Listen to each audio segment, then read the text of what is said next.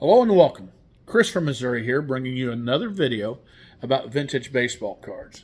In this video, I'm going to show you some cards, and I'm going to show you some cards that I picked up at a card show in Kansas City, just a couple of them, and then I paired them with some cards I found in my closet, and I sent them off to SGC to get graded and slabbed. And I'm only going to show 10 cards maybe, but SGC got these cards back to me like no time, maybe 2 weeks tops. Seriously, it was just fast turnaround, and I love them. I love them. Let me say again, I love them. And it's something. These are cards that back in the day I didn't care for.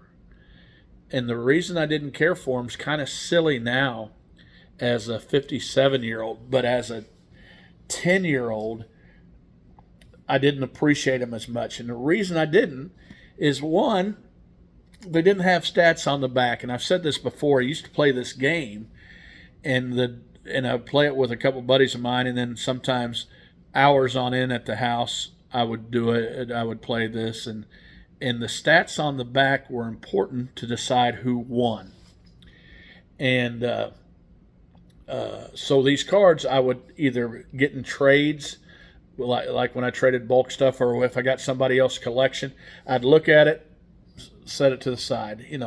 I didn't appreciate it as much. I didn't throw them away or anything like that. But now I am gaining an appreciation for them, and it's pretty enjoying, and it's okay. I believe it's okay to like something now that you didn't like in the past, and I said I sent them off to get slabbed and get them graded, and initially I didn't want to get my cards slabbed. I didn't want to get them graded. That's not how they were. But then I started condensing my collection and making, I believe, making my collection better. And my local card shop guy, when he found out some of the cards I had, he said, "You need to get those slabbed." And he was talking to me about it, and I still wouldn't do it. I thought it was silly. And then we started doing some estate planning. And that's kind of where I kind of first heard and said out loud that I was temporarily holding these cards for somebody else. And I love my wife enough that I don't want to hamstring her with something hard to do after I'm gone that was caused by me. And I believe there's value.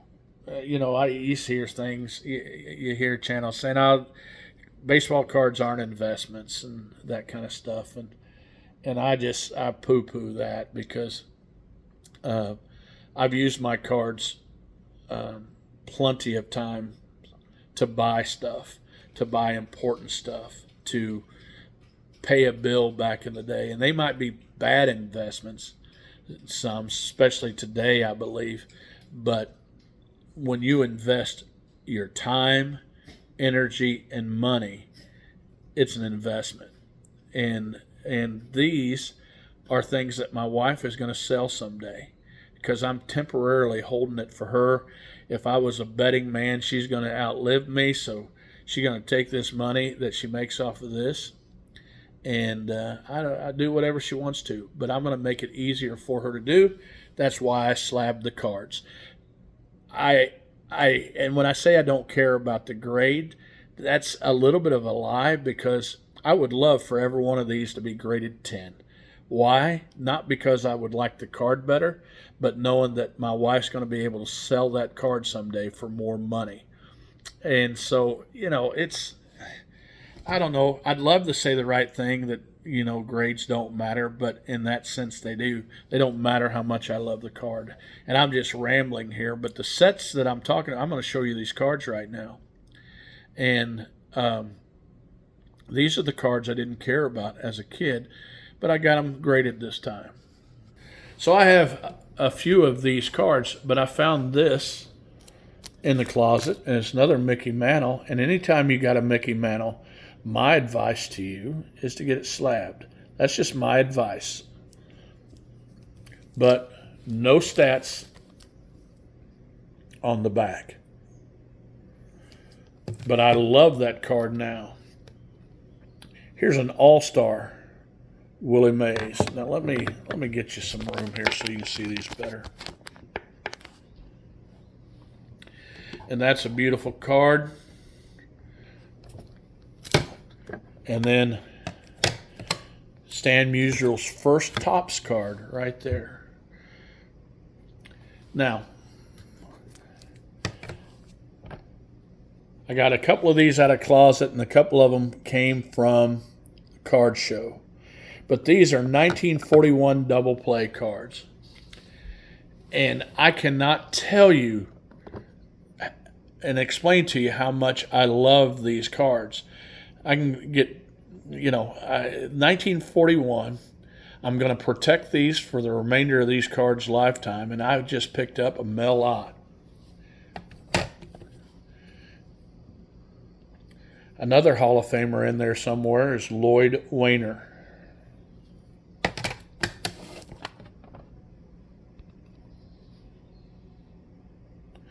Bill Dickey.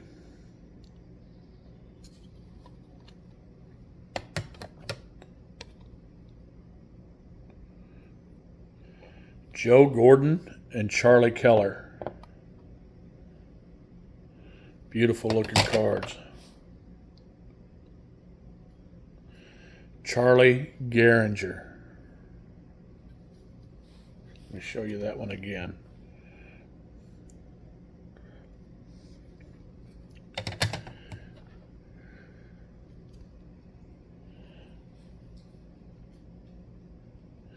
Lefty Gomez and Bobby Doerr. And the one that I had in my closet that I'm glad to have now is, I believe this is Phil Rizzuto's rookie card.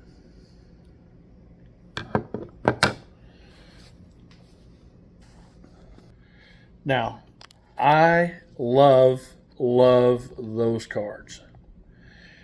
And I can't, if I had a chance to tell 10-year-old Chris that, man, those cards, you're going to love those cards someday, pick up as many as you can, I wish I could do it. But it's okay that your hobby changes as you grow and as you grow older. It doesn't mean it's necessarily for the good or the bad. It's just if your hobby changes, your excitement might change as well. And it's okay if you slab cards, or if you collect cards that are graded, if you collect cards that aren't slabbed. I get the arguments on both sides, and that's fine. But I'm having so much fun doing it the way that I do that, I listen to people and say, oh, yeah, that's a good idea, or, watch the way they store cards, or watch the way, they protect them. Watch. I get influenced sometimes by runs. If John Wade Boggs fan is going after 100 great cards for 100, I love going after those same cards. I love it when Ray from Philly tells me another thing that we ought to go after together, and I love that. But I don't need somebody to tell me if I like a card. I don't need somebody to tell me if I like a player or I want a card. And you can do what you can do. I mean, nobody's keeping you from it. Just make sure it's in your budget. You're not hurting your family or anybody else by doing it. You're not being reckless. Just keep it fun. Don't let anybody tell you it's not an investment, because it is. I would argue that I know there's people that say it's not. Well, it might be a bad investment to some, but some of these cards I've used to buy very important things in my life. I used them to pay for bills. I've used them for various things. So there's some value there. And if you're going to invest time and energy into something that's going to either be worth a lot or worth little, it's an investment. Like I said, it might not be a good investment, but it's an investment. I hope you guys are enjoying this stuff as much as I am. And remember, it's just a hobby. Collect what you like.